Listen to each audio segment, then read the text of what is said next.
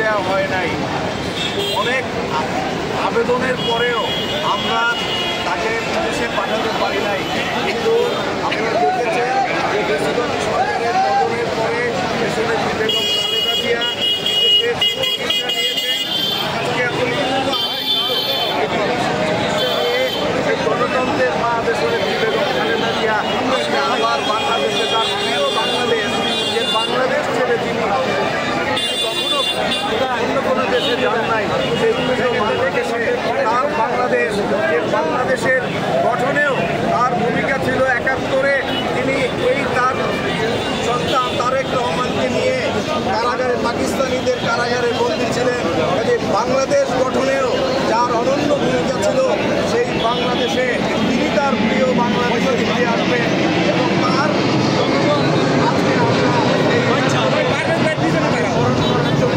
আজকে আমরা লাখো জনতা তাকে বরণ করে নেওয়ার জন্য বাংলাদেশের এই পবিত্র ভূমিতে আজকে আমরা অবস্থান করছি।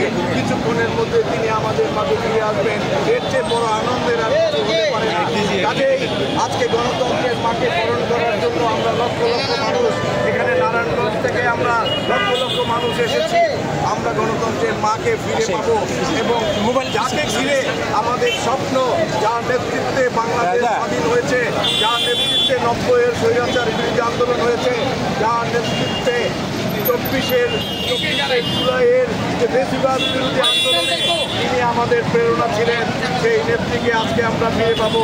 ইনশাআল্লাহ তিনি দেশে ফিরে আসলেই বাংলাদেশের মানুষের গণতান্ত্রিক অধিকার, ভোটের অধিকার প্রতিষ্ঠিত হবে। বাংলাদেশে গণতান্ত্রিক সরকার, নির্বাচিত সরকার প্রতিষ্ঠিত হবে। কাজেই এর চেয়ে বেশি আনন্দের সময় আমাদের জন্য আর হতে পারে না। কাজে এই আনন্দের দিনে আমরা অপেক্ষায় থাকবো কখন তার বিমানটি বাংলাদেশের মাটিতে স্পর্শ করবে। এই পর্যন্ত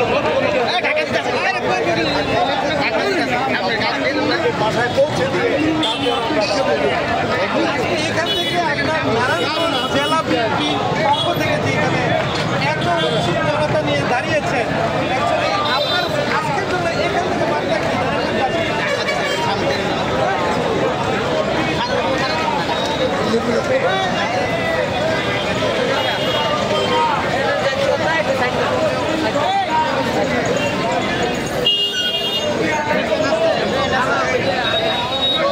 আন্দোলনের সূচিকাগার এই নারায়ণগঞ্জের আন্দোলনের মাধ্যমে হাসিনার পতন ত্বরান্বিত হয়েছে।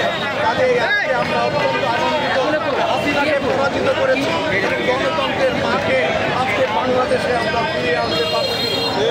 অবশ্যই আবারও বাংলাদেশে হবে। নারায়ণগঞ্জবাসী ভোটের অধিকার ফিরে পেয়েছে, এটাই সামনে